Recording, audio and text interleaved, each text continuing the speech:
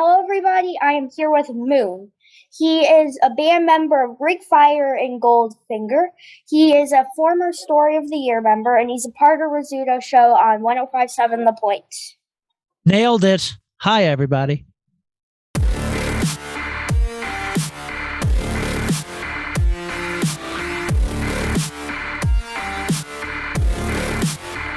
How did you become a musician?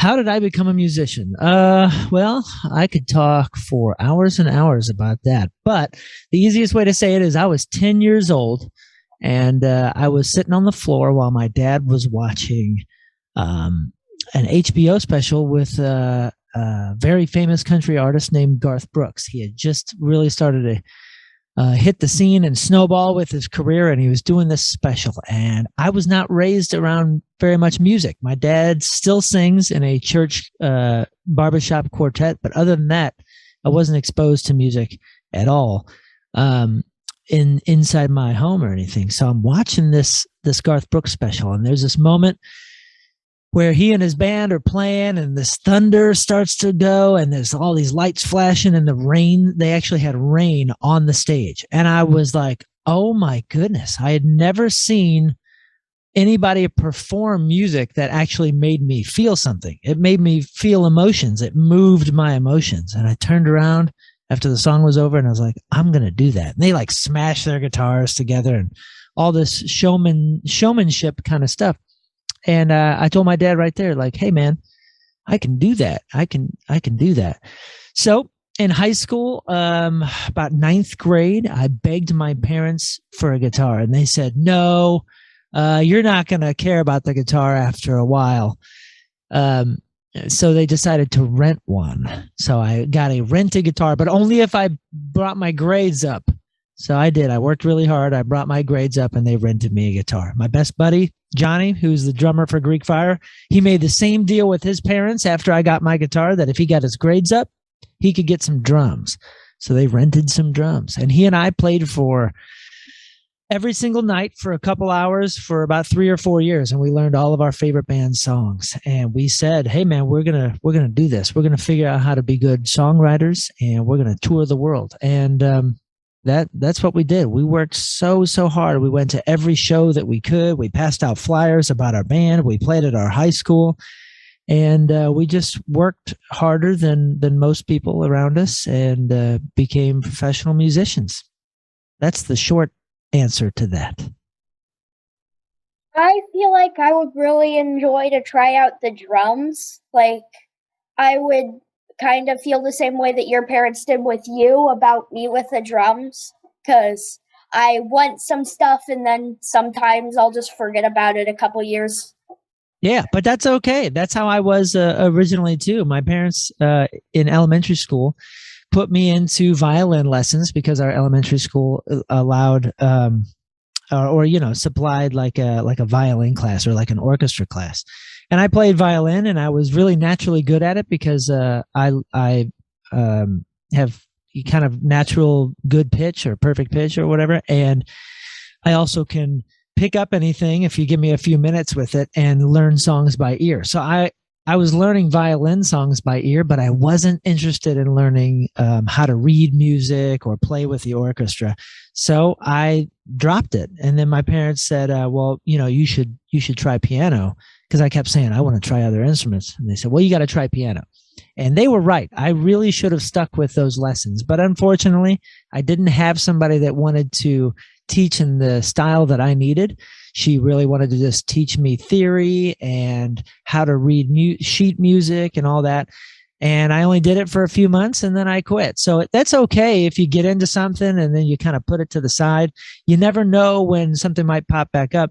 And of course, I didn't plan on playing piano for a living. I wanted to be in a rock band, a rock and roll guy.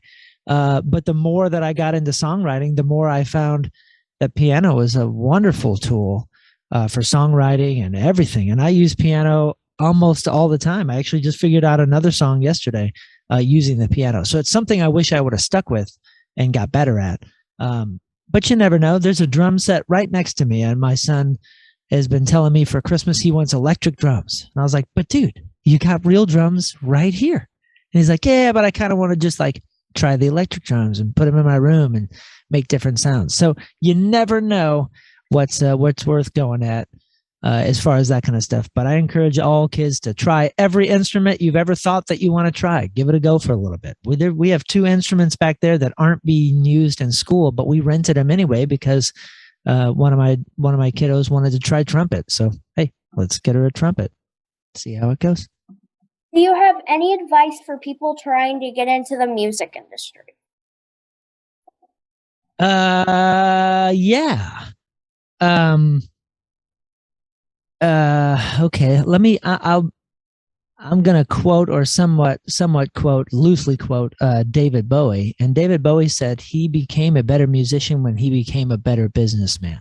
So if you want to be in the music industry, you have to realize that some of it is music and some of it is industry. So you really not only have to learn how to be the best songwriter and how to be the best player that you can be, but you also have to understand how that would maybe make sense. A lot of people that want to do music really just want to do music and don't necessarily want to do the hard work that it requires to be in the music business with the music industry. So what I would suggest is learn anything and everything you can, not only about songwriting and the craft and studying your favorite bands and what makes your favorite band's songs so good to you or so moving to you. You want to study all of that, but you also want to study how touring works or what it require, what you need to do to promote a record or to put a song on Spotify or to put it on YouTube, and how you would make your views count or how you get more views on YouTube. Like you got to learn all of that stuff in addition to trying to become the best songwriter you can. So my advice would be to learn it all and make sure you're not ignoring some of it. What is the worst thing you have done on the Rizzuto show? Oh my gosh. Well, today I got shot in the booty twice because I lost my NFL pick'ems. But the worst thing I ever did on the Rizzuto show is I lost a competition, and the punishment was I had to or I was not allowed to trim anything above my neck. And some of us grow beards real fast and real thick and real gnarly.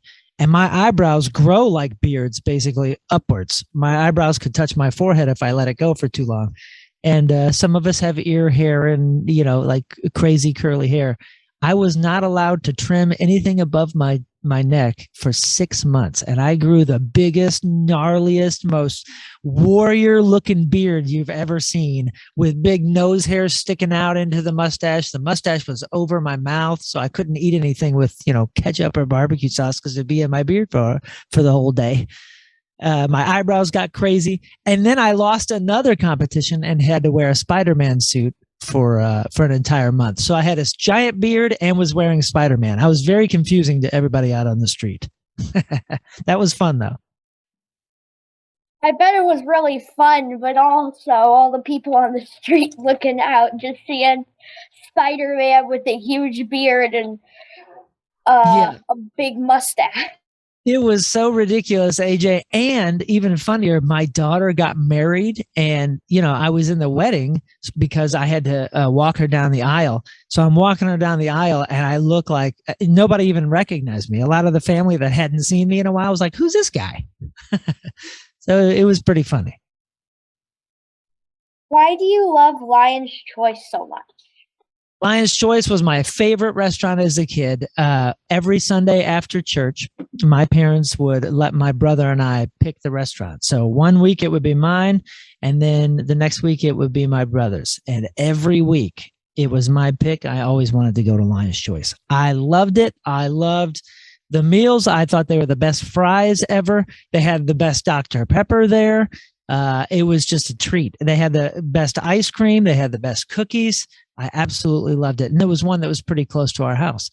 And I liked it so much, AJ, that I had my birthday parties there. I even had birthday parties there as a kid. So when I got older and I started talking to some of the people that work at Lion's Choice, actually our band used to practice right by one of them. So before or after every practice, we used to go down to Lion's Choice. And sometimes they would give us free fries because they would see us a couple times a week.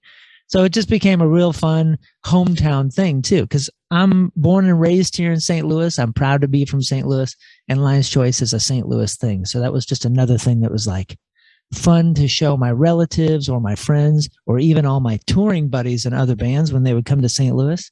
I would show them Lion's Choice and say, here's the best fries in the whole U.S. Lion's Choice root beer is also really, really good. Oh, really? See, that's something that I don't even know. You're teaching me things because I don't know much about root beer. I didn't like it as a kid, but now hearing that they have the best root beer, I'll tell people that too. If you were a wrestler, what would your wrestling name be? What would you wear to the ring, and what would be your entrance music? Oh, man, I would have no shirt, something on my arms, kind of like the Ultimate Warrior used to have, like the strands, the bands, that kind of stuff, just to show my muscles even bigger. I would probably be really bright colors, kind of like the Ultimate Warrior, maybe some face paint, maybe a mask. I'm thinking face paint would be better because a mask is going to get hot. I don't have as cool a hair as the Ultimate Warrior did. I don't have hair like yours, AJ, so I wouldn't be able to pull that off. I would have to do something crazy like a mohawk with weird things shaved in the side of my head. I would be more that kind of vibe. If I wasn't, it would probably be long pants with big, awesome boots. I basically would be like a cowboy version of Ultimate Warrior. That's what I would look like, with some sort of wacky face paint. Why do you have heat with Matt Fitchett? Well, I'll tell you what, it's only because I was standing next to Warhorse when Warhorse and Gunslinger were talking trash between each other. And since Warhorse was being so nice to me beforehand, before he got on the show, I was like, well, I guess I'm Team Warhorse. But now, after watching the match, I don't know. I like them both. I like the trash talk. I like the wrestling styles. I like their athleticism. I don't know. Now I'm torn. I don't know who to be friends with. Who are you backing? Personally, I've known both of them for over 5 years, I would say. So I do not know. Like the entirety of the match they had at Glory Pro a couple of nights ago, I wasn't sure who to cheer for, so almost the whole time I was quiet. Yeah, see, so we're in the same boat. We're team both of them. How did it feel when your song was used for Big Hero 6? Oh, it was the coolest. It was the coolest. I've been fortunate enough to do a lot of cool things with different TV shows and different movies. I was flown out to Burbank to see a movie before it was even finished and meet the star and meet the director. And they asked us to write a song for them. I was asked by my band was asked by Spider-Man, the Spider-Man 2 movie, to be the lead Spider-Man song and everything. And all these things kind of happened back in the day. So then when the Big Hero 6 thing happened, it was like a really, really special thing for me because my kids were a little bit older and they kind of got how cool it was. When Spider-Man 2 and all those movies happened, my kids were a lot smaller, so they didn't think it was as cool. They didn't know how cool it was. When Big Hero 6 came around, we were actually supposed to be in Guardians of the Galaxy. And then at the last second, they changed the approach to Guardians of the Galaxy and the soundtrack that they were going to use for that. But they said, sorry, we're not going to use it for Guardians of the Galaxy, but we have this new project that we're going to do next year about a kid that builds a robot. And we were like, oh, that's awesome. Sign us up. So the coolest part was we knew about the movie a whole year before they even made it. And then they started talking to us as it was happening and telling us a little bit more details just in case it did happen. And my kids were so excited. And when the movie came out, or right before the movie came out, they let us go see it before everybody else got to see it. So my kiddos got to go and see the whole movie. We had the whole theater to ourselves to see Big Hero 6. So I'm going to say, with all the coolness and all the people around the world finding my song or finding our song through that movie only, the coolest part was my kids were like, whoa, Dad, that's pretty cool. So being cool to the kids in my life was probably the coolest thing. I'm sure you felt like you were on top of the world, pun intended. Yes. Yes, we did. Yes, we did. When the trailer came out, it was a glorious feeling, a really, really nice feeling. What is something about you that would surprise people? That I'm 6'7" tall. I'm very, very tall. No, I'm just kidding. I'm average. Something about me that would surprise people. Ooh, normally I would have a lot of things to say just because I think I'm a pretty interesting person that likes to stay private. But because I'm on the Riz show, I basically talk about my life every single day. So I don't leave too many things to the imagination. Something surprising. Well, I think even though I've talked a lot about Garth Brooks and country music, I think a lot of people would not expect me to listen to so much 80s, 70s, and 80s and 90s country.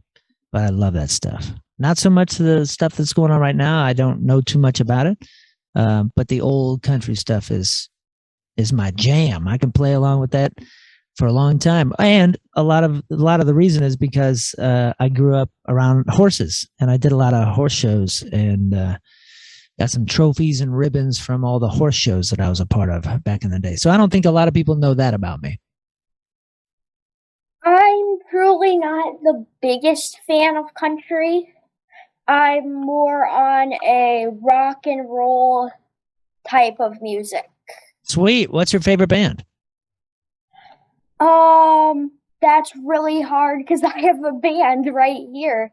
I have a band member here talking to me. Oh, what's your favorite? What's the last thing that you listened to, rock and roll band wise? Who was it? Your song. Oh, well, thank you. That's awesome. Anybody else? My son just got really into Imagine Dragons song on Arcane. So there's like this kind of anime style video game based show, and they did the theme, and now my son is like super stoked on Imagine Dragons, and he loves 311. He loves Linkin Park. You like any of those bands? I'll listen to a couple Linkin Park songs, and I like some of Imagine Dragon songs. Sweet.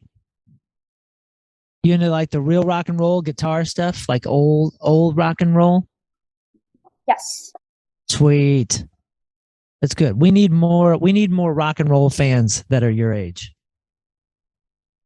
because rock and old hyper rock and roll is starting to kind of fade away.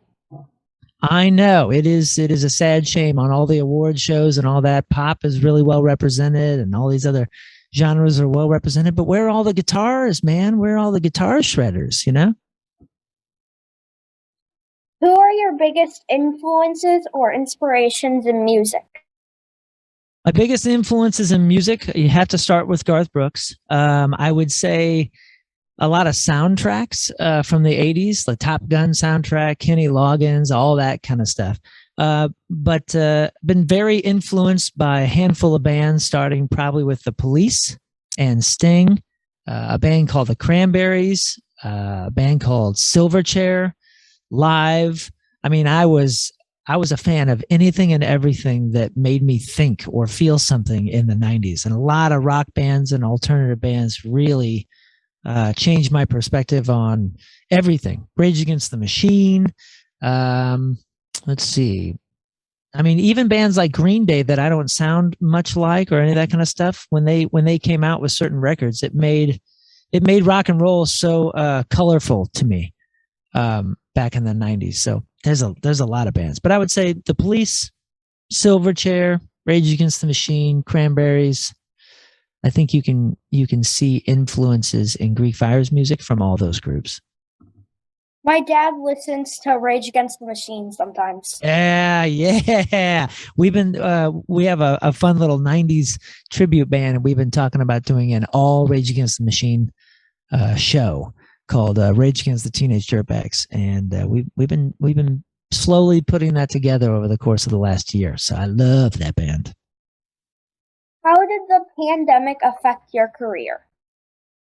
A lot, a lot. I mean, If a musician isn't touring, there's not that many ways for them to make money anymore. So when we had all of our shows canceled, all of our Goldfinger shows, all the Greek Fire shows we were working on, when everything was canceled, obviously I can't, uh, have a career based on live shows if we're not allowed to do live shows or if we're not touring the planet anymore. Um, but what it did was it kind of helped me focus a bit more on balancing family time and the touring time and the time I was setting aside every day to work on writing music or producing music. And Goldfinger actually decided to do a whole bunch of quarantine videos. So we had fun doing that. We would film them each individually in our houses. We'd get on a big Zoom call type thing and like a conference call and do it that way. It was super fun to put those videos out. And then Goldfinger actually did a record. So I tracked guitar parts right here in this little home studio, and the other guys did it as well. So it was really fun and challenging as far as writing a record and recording a record in different parts of the country with my band members rather than seeing each other and doing it in any time. So that was different. I had planned on releasing a lot of or a lot of music that year, but I slowed down with it and just sort of took my time. So even though shows and money and all that kind of stuff disappeared for a while, I got a lot more time with my family that has been super, super important to me. And the pandemic obviously is awful, and it was a horrible time, and horrible things happened to a lot of innocent people. But at the same time, for my family, it was a good time for me to slow down and relax and enjoy more family and less career. So I'm not, I got nothing to complain about. But for a lot of jobs that you have to travel, it's really hard to mix in family time, like wrestling, music, all the jobs like that. It's really hard to mix in family time. Yeah, it's extremely hard, and I don't think people realize that until they see little glimpses of it. But even that, traveling the world has been the greatest gift to my life and my mind and my soul.